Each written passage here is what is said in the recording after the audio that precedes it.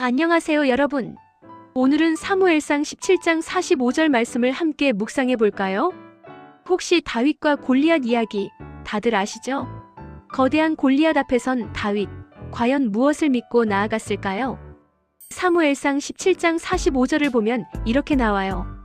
다윗이 블레셋 사람에게 이르되 너는 칼과 창과 단창으로 내게 나아오거니와 나는 만군의 여호와의 이름 곧 내가 모욕하는 이스라엘 군대의 하나님의 이름으로 내게 나아가노라.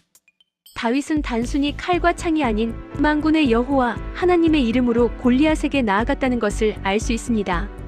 여기서 중요한 건 다윗은 자신의 힘이나 무기가 아닌 하나님의 이름, 즉 하나님에 대한 믿음을 가지고 나아갔다는 거예요. 사울 왕과는 다르게 말이죠. 사울은 자신의 위치를 잃을까 두려워했지만 다윗은 오직 하나님만을 의지했어요. 다윗의 믿음은 단순히 이길 수 있다는 긍정적인 생각이 아니었어요. 그는 하나님께서 함께 하시면 어떤 어려움도 이겨낼 수 있다는 확신을 가지고 있었던 거죠.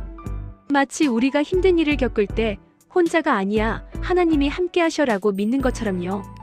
다윗은 골리앗과의 싸움이 단순히 개인의 영광을 위한 것이 아니라고 생각했어요.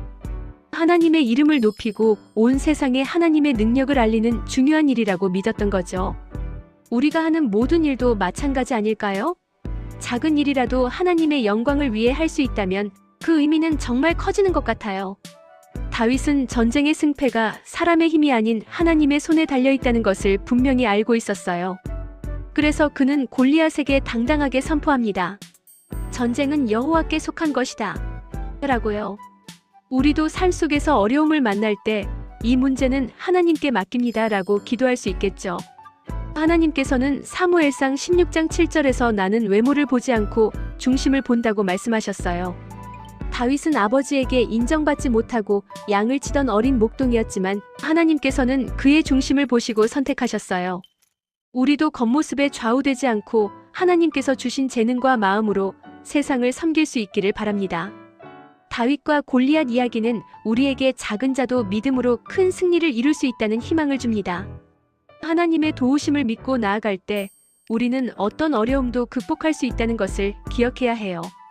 마치 다윗이 골리앗을 이긴 것처럼 말이죠. 이 이야기는 또한 우리 삶에서 마주하는 영적인 싸움을 상징하기도 합니다. 우리는 때때로 골리앗처럼 거대한 문제 앞에서 두려움을 느끼지만 다윗처럼 하나님의 이름으로 나아갈 때 승리할 수 있습니다.